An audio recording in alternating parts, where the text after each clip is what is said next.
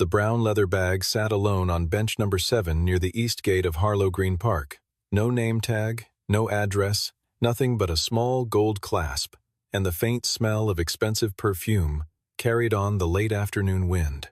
Isaac Ward picked it up with the rough, calloused hands of a man who had spent 4 years maintaining things other people walked past without noticing.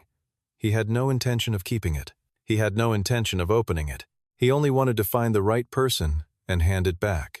But when the security guard at the Cross Meridian building asked him to open it for inspection, and Isaac saw what was resting inside, he understood that this night was not going to end simply, and the entire city was never going to look at Evelyn Cross the same way again.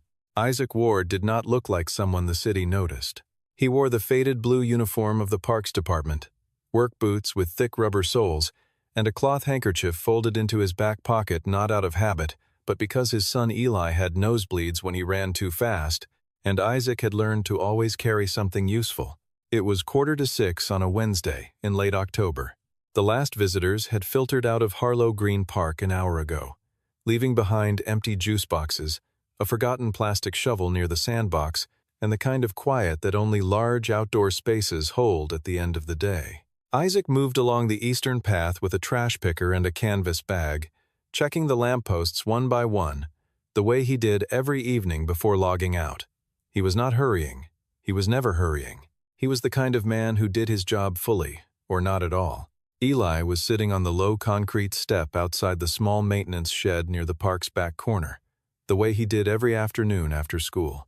He was 7 years old, with a gap between his front teeth and a tendency to chew on the end of whatever pencil he was holding.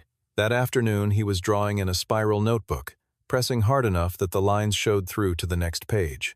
Beside him on the ground, rolling back and forth on the uneven concrete, was a small blue toy car, the same one his mother had given him the Christmas before she died. Isaac checked his watch. 5:47. The corner grocery on Farrell Street closed at 6. He ran a quick mental calculation: milk, bread, maybe 1 apple for Eli's lunch tomorrow. He had just enough.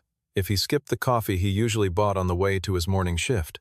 He had been making that same calculation for 2 years. He had stopped feeling sorry for himself about it after the first 3 months. There was too much else to tend to, and self-pity had a way of eating the hours you needed for other things. Diana had died on a Tuesday morning in November, 2 years ago. A car accident on the eastbound overpass, not her fault, nothing she could have done differently. She had been 30 years old.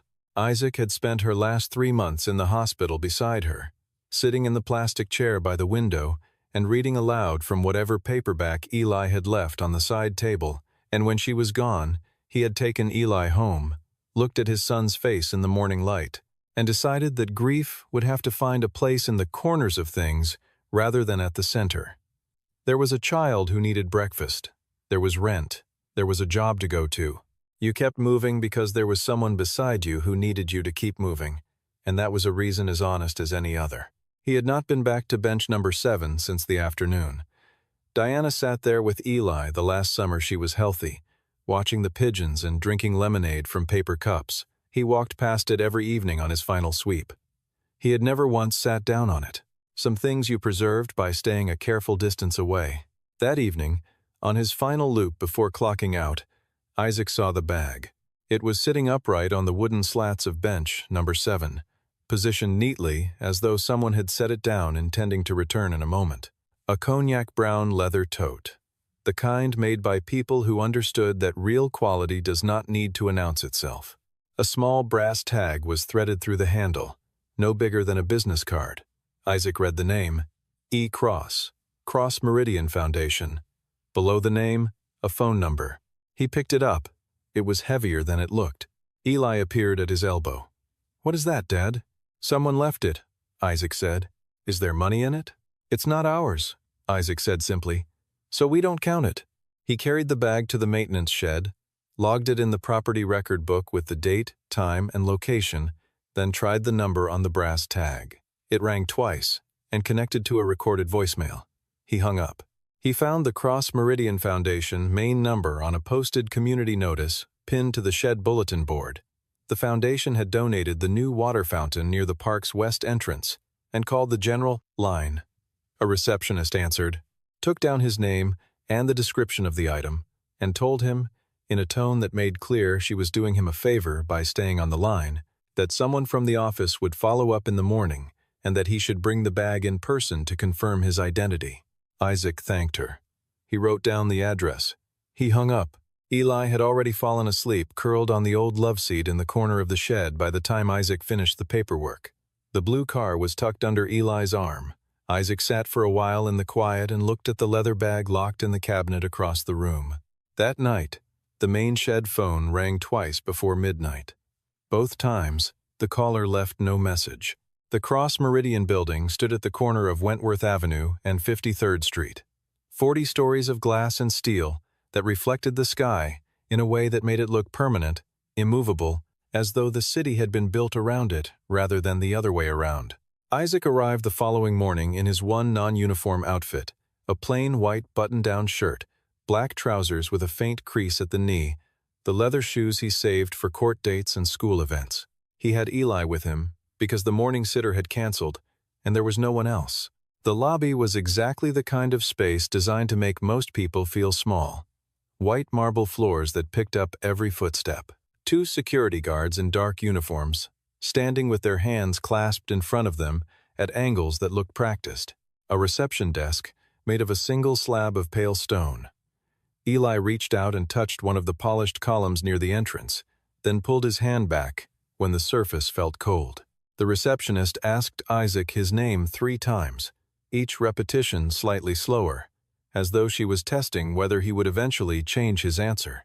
Then she directed him to a row of chairs near the far wall, a single armless guest chair beside the lobby's recycling station, separated from the main seating area by nothing except an unspoken agreement about where people like him were supposed to wait.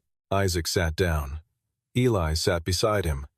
Eli began drawing on a piece of folded paper he kept in his jacket pocket.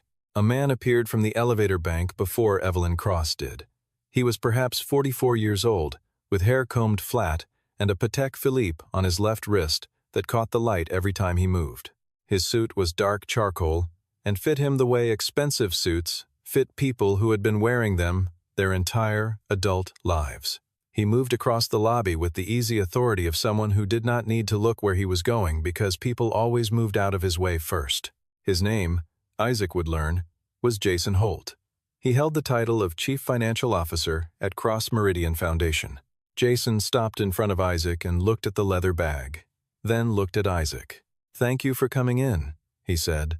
The warmth in his voice was correct and precise, the way warmth is when it is being performed rather than felt. "I'm the CFO. Miss Cross is occupied with back-to-back meetings this morning. I'm authorized to take receipt of her personal property." He extended his right hand. Isaac looked at the outstretched hand. He did not stand up.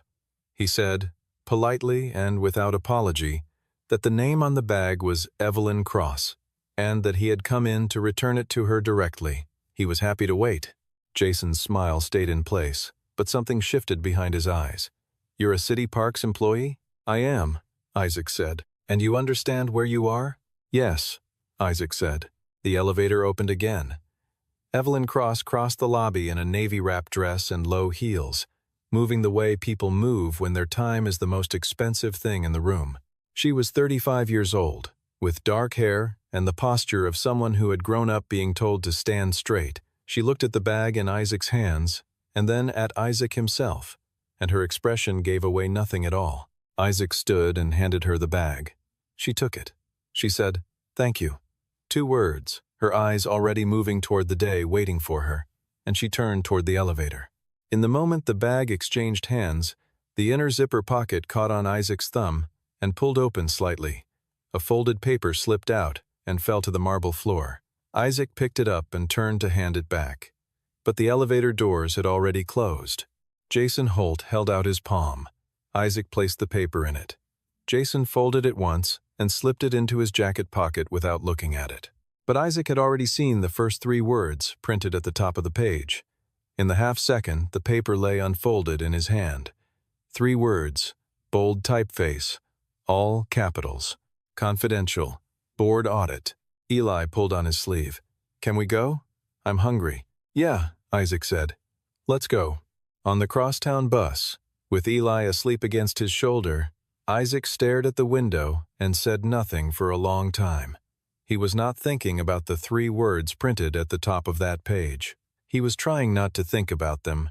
The truth was, the night before, when he had set the bag in the property cabinet, the inner zipper had already been partially open from the weight shifting during transport. He had not intended to look inside. He had reached in to secure the zipper, and in doing so had seen the contents spread slightly against the interior lining. There was a leather wallet, a secondary cell phone with a cracked screen, a sealed envelope, and a thin blue folder, not fully closed, the top page visible. He had not read the document. He had not touched it. But the page had been open, and the text was right in front of him, and human eyes are not cameras with shutters. They simply receive what is placed before them. A single line of figures. A number. $47,200,000. And beside it, in handwritten red ink, unauthorized transfer. Jason Holt, authorization. He had closed the zipper and locked the cabinet. He had told himself it was not his business. He was a Parks employee. He had a son. He had managed to keep a steady job and a paid rent and a child who still smiled, and he was not going to throw that into traffic over something he had seen by accident. But on that bus, he thought about the Cross Meridian Children's Health Initiative logo he had seen every single day for 3 years laminated and taped to the wall of the pediatric ward at St. Albans Medical Center.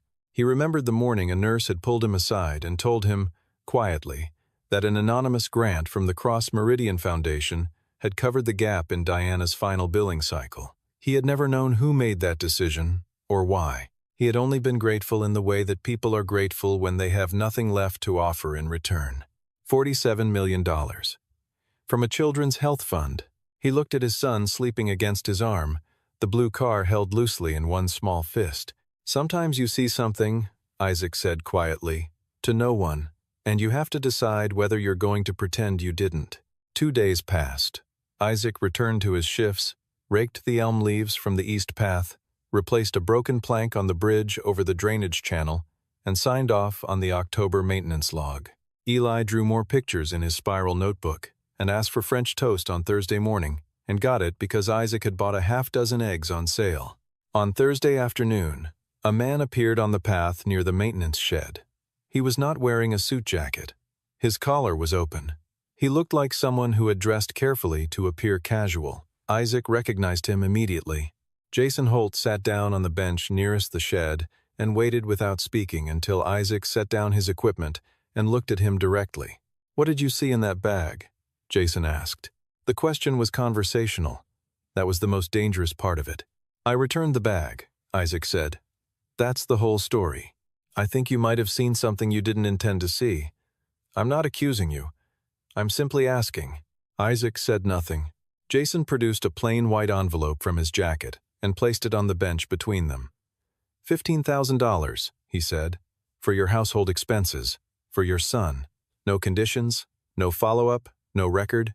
You don't have to do anything. You don't have to say anything. You simply continue your life." Isaac looked at the envelope. He looked at Jason. He did not pick it up. Jason left the envelope on the bench and leaned back slightly, and then he said, in a quieter and more careful voice, the name of the elementary school Eli attended. He mentioned the number of the bus route Eli took home on Tuesdays and Thursdays. He noted that Isaac's evening shift ended at 6, and that the maintenance shed was in a section of the park not covered by the municipal camera grid. He said none of this as a threat. He said it the way a person recites information simply, accurately, to demonstrate that the information exists. Isaac stood up slowly. His hand was still holding the pruning shears he had set down a few minutes before. "You just told me everything I needed to know," he said. Jason picked up the envelope. He left the way he had come, through the east gate, not hurrying. After he was gone, Isaac took his phone from his pocket and looked up the Cross Meridian Foundation staff directory on the city business portal. He found the name Grace Adler, listed as executive assistant to the CEO. He called the main line, asked for Grace Adler, and left a message when her voicemail picked up. He said his name clearly. He said he needed to speak with Miss Cross. Not about the bag, about the man who had come to see him after he returned the bag. That evening, Isaac checked the door lock twice before bed. Eli was watching him from across the kitchen. "Are you scared, Dad?" "No," Isaac said, testing the bolt a second time. "I'm being careful. There's a difference." Grace Adler received the message the following morning and brought it to Evelyn Cross before the first scheduled meeting of the day. Evelyn read the name, read the message, set the paper down, and said nothing for a moment. Then she read it again. She had known about the audit report for 6 weeks. She had been building the case carefully. The way you build a case against someone who has access to every system and every person inside an organization, slowly, quietly, gathering from the outside in. The blue folder she carried in her personal bag was a working copy of the internal audit, not the original, because the original was already secured off-site with the Foundation's independent legal counsel. She had not expected to lose the bag. She had not expected anyone to find it and return it, least of all intact. When Grace came back with a background summary on Isaac Ward, Evelyn sat with it for a long time without speaking. Isaac Ward, 31 years old. City Parks employee, 4 years of service. Exemplary record. Widower wife Diana Ward, deceased 2 years prior. Cause: motor vehicle collision on the eastbound overpass, November, a Tuesday morning.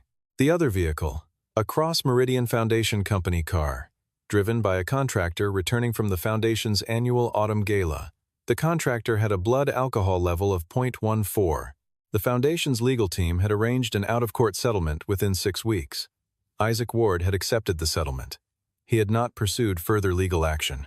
The person who had processed and authorized that settlement on behalf of the Foundation was Jason Holt. Evelyn sat very still. She had signed the final settlement summary document. She remembered the document number, the date, the dollar figure. She had not known the name of the woman who died. She had not asked. It had been a line item in a quarterly risk management review, and Jason had handled everything, and she had signed. A man who had real, permanent, irreversible reason to hate the name Cross Meridian had found a bag belonging to her, had returned it without opening it, and had left a message not to complain, but to warn her that someone inside her own organization had come to pressure him into silence. Evelyn told Grace to arrange a meeting. Off calendar, not in the office. They met at Harlow Green Park on a Saturday afternoon, in the quiet, open area near the West Fountain.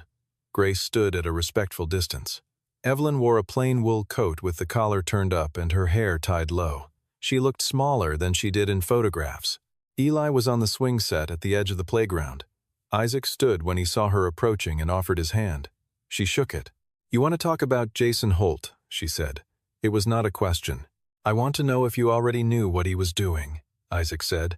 That was also not a question, and Evelyn respected him for it. She told him the truth without preamble. She knew about the unauthorized transfers. She had known for 6 weeks. She had been building a case with external counsel, because if she moved too quickly, Jason had enough administrative access and enough contingency plans in place to redirect the evidence trail onto the department heads who had countersigned the transfer authorizations without understanding what they were signing. She needed a witness outside the organization, someone Jason could not reach, edit, or discredit from within. Isaac listened, Evelyn said. The money came from the Children's Health Initiative, $47,200,000, across 11 hospital programs over 18 months. Isaac looked at the swing set, at Eli's small feet pointed at the sky. St. Albans Medical Center, he said. Pediatric ward. Yes, Evelyn said. She watched his face. He did not look angry. He looked like a man absorbing something he had already suspected but had hoped was not true. She told him the rest. She told him about the settlement, about the company car, about the document she had signed without asking the victim's name. She said the words plainly and without softening them, because he deserved that. The silence between them lasted for a while. Eli ran over from the swing set, out of breath, and held up a drawing he had made in his notebook. Dad, the swing is stuck on one side. I'll fix it in a minute, Isaac said. He went with Eli to the swing set, crouched down, examined the chain, and worked it free with 2 turns of his wrist. He gave the swing a gentle push. Then he came back and sat down on the bench across from Evelyn. What do you need from me? He said. She told him, a sworn statement, notarized, describing what he had seen, the date, The time, the location of the bag, the contents visible when the zipper shifted, the specific text he had read. He was an independent witness, with no internal stake, no professional connection to the foundation, no prior relationship with any of the parties. Jason had already built a legal counterargument based on the claim that no outside witness existed. Isaac's statement would dismantle that claim before it could be used. Isaac nodded once. He said he would do it. She asked if he wanted to know why she was asking someone in his position, given everything the foundation had done to his family, to help protect her. He thought about that for a moment. He said, "Because it's not about your foundation. It's about 11 hospitals and the kids in them. I didn't need you to be perfect. I just needed you to be trying to fix it." Evelyn Cross had not cried in front of anyone in 3 years. She did not cry then, but she was quiet for a moment longer than she needed to be. The prepared statement took 3 days to complete with the foundation's external legal team. Isaac sat in a conference room in the law firm's office on a Tuesday afternoon, with Eli beside him eating crackers and drawing trucks, and answered every question directly and without embellishment. He stated what he had seen, and only what he had seen: the position of the bag, the time it was found, the way the contents were visible when the zipper shifted, the specific figures, and handwritten notation on the top page. He did not speculate about intent. He did not characterize Jason Holt's behavior. He described what was in front of him. That was all that was asked of him, and he did it completely. Jason had anticipated this. His legal team filed a preliminary objection 2 days before the board meeting, arguing that Isaac's statement was inadmissible as it constituted unlawful inspection of confidential documents by a non-party. The argument was detailed and well-constructed and would have created real procedural difficulty if it had been the only challenge facing Jason Holt that morning. It was not. The Cross Meridian Foundation emergency board meeting convened at 9 in the morning on the 38th floor, in a glass-walled conference room from which you could see 3 bridges and the Gray River between them. 12 voting board members were seated at the long table. Jason Holt sat on the left side, flanked by his own legal counsel. He was composed and well-dressed, and gave the impression of a man who believed the mathematics still worked in his favor. Isaac sat in the witness chair at the near end of the table. He was wearing the same white shirt. He had brought nothing to hold. Jason's attorney moved immediately. "With respect to the board, the witness before you today has no relevant professional credentials, no standing in financial matters, and no basis for interpreting what he claims to have read. This testimony should be treated accordingly." Isaac turned slightly toward the speaker and said, in a level voice, "I don't need financial credentials to read a name and a number. I only need to know how to read." There was a pause at the table. One of the board members on the far end lowered his pen. Evelyn Cross stood at the head of the table and presented the evidence in sequence. First, the complete internal audit report, authenticated and certified by the external firm. Second, the records of all 47 transfer authorizations over the 18-month period, each one bearing Jason Holt's digital signature and a secondary approval code, issued exclusively from his administrative login. Third, the backup server archive email. The email had been sent by Jason Holt to an outside financial intermediary 48 hours before Isaac returned the bag to the building. The subject line read, "Processing Review." The final line of the message read, "Destroy file copies by Friday." The board chair set a printed copy of that email on the table in front of Jason Holt. Jason did not speak. His attorney began to object, paused, and did not finish the sentence. The board chair asked Jason to step outside the room while the independent audit team began their formal review. 2 building security officers positioned themselves on either side of the conference room door. Jason walked the length of the table toward the exit. He passed the chair where Isaac was sitting. He did not look at him. He did not say anything. He walked out of the room, and the door closed behind him. The story was on every news outlet by midday. The headline that spread fastest read, "Cross Meridian, CFO, charged in $47 million children's fund embezzlement." By evening, the number of hospitals affected had been confirmed. 11 pediatric programs across the city, 3 of which had already cut treatment capacity for uninsured children in the previous fiscal year, due to what they had been told were budget shortfalls from the foundation. The money had moved through a series of offshore transfer accounts. The process had been running for 18 months. Isaac's name appeared in the coverage before he knew it would. A reporter found him the following morning in the park. He was fixing the latch on the East Gate storage box. He said he had nothing to add beyond what was already in the public record. The reporter asked if he considered himself a hero. He thought about that for a moment, then said he had returned someone's bag and told the truth when asked. He picked up his tools and went back to work. Eli's teacher showed the class a news article the following afternoon. She asked Eli if the man in the photo was his father. Eli said yes and continued coloring the diagram of the water cycle she had drawn on the board. But that evening, at the kitchen table, he looked at Isaac over his cup of soup and said, "You did the right thing, didn't you, Dad?" It was not a question. Isaac said, "I didn't do the wrong thing. That's usually enough." Evelyn Cross released a public statement the same day. She announced the immediate restructuring of the Cross Meridian Foundation's board governance, a full, independent audit of all operational accounts going back 5 years, and a complete financial restoration of the Children's Health Initiative, the entire $47,200,000 to be returned to the 11 hospital programs within 90 days, with an additional allocation to cover the treatment gaps caused by the shortfalls. Among the 11 programs listed for restoration was the Family Support Fund at St. Albans Medical Center, from which $3,200,000 had been redirected under Jason Holt's authorizations. It was the same program that had quietly covered part of Diana Ward's final billing. 1 week after the board meeting, Evelyn Cross came to the park again. Grace Adler was not with her. She wore a plain gray coat and walked in through the east gate at 4 in the afternoon, when the light was low and golden and the elm trees were almost bare.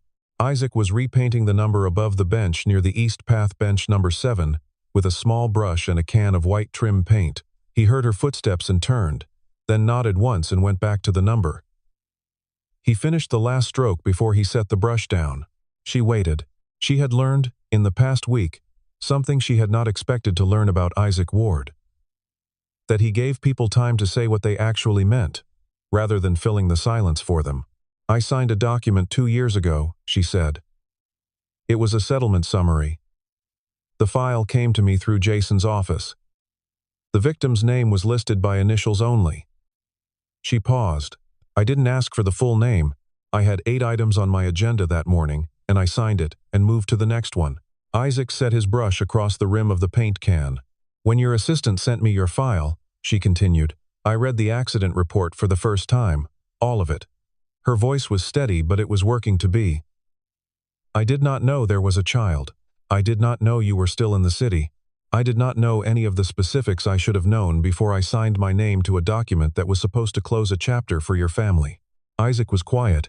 "I don't know how to adequately apologize for something that can't be undone," she said. "I know that what I'm saying right now doesn't restore anything. I'm saying it because you deserve to hear it, not because it does anything useful." He looked at her for a moment. He said, "I returned that bag before I knew any of this, before I knew whose foundation it was, before I knew about the accident, before any of it. I returned it because it wasn't mine." He picked the brush up again and turned it slowly in his fingers. "I'm not telling you that so you'll feel better. I'm telling you so you understand why I'm standing here talking to you instead of walking away. It was never about a debt." From across the playground, Eli came running with his notebook pressed flat against his chest, slightly out of breath. He stopped in front of Evelyn and held the notebook out to her. On the open page was a drawing in blue and orange crayon, a tree, a small house, 3 people standing in a yard. "That's our park," Eli said. Evelyn took the notebook and looked at the drawing for a long time. Her hands did not move. She gave the notebook back to Eli. And then she asked Isaac the question she had come to ask. She said she wanted to know what he needed, not for himself. She clarified immediately. She understood what his answer to that would be. She wanted to know what mattered. He did not ask for a job. He did not ask for money or recognition or anything with his name on it. He said, "That Children's Health Fund. Don't let it be a name on a plaque anymore. There are a lot of kids in this city whose parents are making the same calculations I make every week, and they don't always have the margin I have. Some of those 11 programs make them permanent, make the funding a condition, not a gift." She said she would. He believed her. 3 months passed. The leaves came back to the elm trees slowly. a faint green at the edges of the branches by early March, the kind of green that looks tentative at first and then suddenly, between one Tuesday and the next, is simply there. Isaac Ward was still at Harlow Green Park. His uniform was still faded at the left shoulder seam. His boots were still the same pair he had bought 2 years ago at the workwear discount store on Mallory Street. In February, he had been made shift supervisor for the Eastern Maintenance Zone, not as a reward for anything that had happened in the fall, but because he had done the job well and the previous supervisor had retired. It was a small increase in pay. He used it to open a savings account for Eli. One morning, a new spiral notebook appeared on the concrete step outside the maintenance shed, where Eli always waited in the afternoons. It was a good one, heavy paper, with a forest green cover. On the inside of the front cover, someone had written in small, precise handwriting, "For the kid who draws the park." There was no signature. Eli did not know who had left it. He accepted it without much ceremony, opened it to the first page, and began drawing the duck pond near the south entrance. Isaac watched him from the doorway of the shed and said nothing. That evening, near the end of his shift, Isaac sat down on bench number 7. The white paint on the number above the backrest was clean and bright, still visible even in the low late afternoon light. The bench was empty except for him. Eli sat beside him, rolling the blue car back and forth on the weathered wood, making a small low sound with the engine the way he always did. "Dad," Eli said, after a while. "Yeah. Why did you pick up that bag?" Isaac thought for a moment. He watched the last of the evening walkers move along the far path. A couple with a dog. An older man in a red hat. Because it didn't belong there without someone. Eli considered this. "That's the whole reason?" "That's the whole reason." The lamps along the east path blinked on one by one as the sky dimmed the new LED fixtures Isaac had helped install the previous spring, replacing the old sodium bulbs that used to flicker in cold weather. They came on cleanly, without hesitation, the way good work behaves when it is done right and then left to do its job. Isaac leaned back on the bench and let the light settle around them. Eli rested the blue car flat on the wood and looked up at the first lamp as it came on, then at the second, then at the third. There is nothing grand about the right thing when you are standing inside it. No music, no crowd, nothing that announces itself. There is only the moment when you see something that does not belong, and you decide what kind of person you are going to be about it. And then you act accordingly, and then you go home and make French toast and check the door bolt and watch your son sleep. Isaac Ward had found a bag on a bench. He had returned it to the right person. He had told the truth when it cost him something to tell it. He had not asked for anything in return, because the return was never the point. And in a city where $47 million had been quietly disappearing from the children who needed it most, one man in a faded blue uniform had simply refused to look the other way. Not because he was exceptional, not because he was brave in the way stories usually require, because the bag was not his. And that, in the end, was the whole reason.